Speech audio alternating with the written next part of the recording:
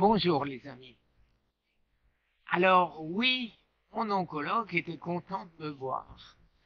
D'abord, il m'a trouvé très en forme, il avait un grand sourire quand il m'a vu, et il me dit effectivement que c'est rare qu'il voit des clients 6 ans après, et qu'il est content quand ses clients restent en vie pour son chiffre d'affaires.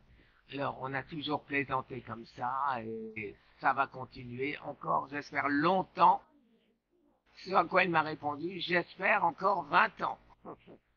Bon, quoi qu'il en soit, donc la raison de son appel, c'est ma hausse de PSA et son inquiétude due à mon stress et à ma hausse de PSA, bien sûr, en premier, qui est passé de 0,28 à 0,439. Donc 0,280 à 0,439, donc quasiment doublé. Alors effectivement, cette dernière semaine, vous le savez bien sûr, euh, des stress, beaucoup de stress. Les stress, le premier, le plus important, bien sûr, la disparition de Fred. Les deuxièmes, les recherches, les soucis, les combats, les travails, énorme, énorme. Et maintenant, vu cette inquiétude qu'il a pour moi, et moi pour moi aussi, évidemment, euh, donc on a décidé un nouveau PSMA pour le mois d'avril. Donc j'ai 3 mois pour me remettre en selle. Alors me remettre en selle, ça veut dire quoi? Ça veut dire trouver ce qui a pu augmenter cette hausse de glycémie, ma hausse de glycémie, puisque j'ai une hausse de glycémie. Donc, hausse de glycémie, ça veut dire glucogénèse. Ça veut dire que mon corps produit du sucre pour nourrir mon cerveau et mes autres cellules. Pourquoi en produit-il?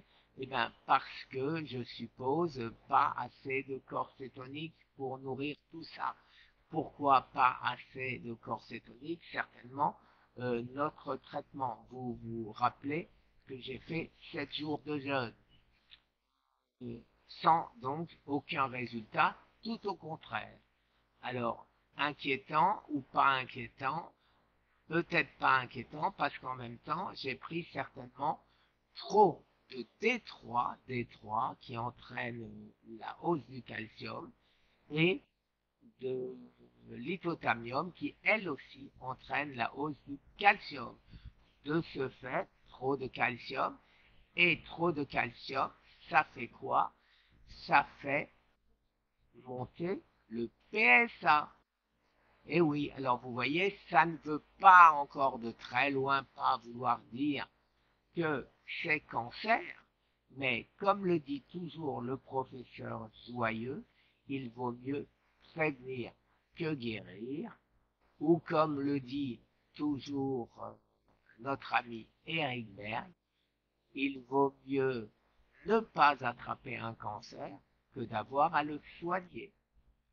Voilà les amis, alors je vous tiendrai au courant, je vais faire des recherches, ça va pas m'empêcher.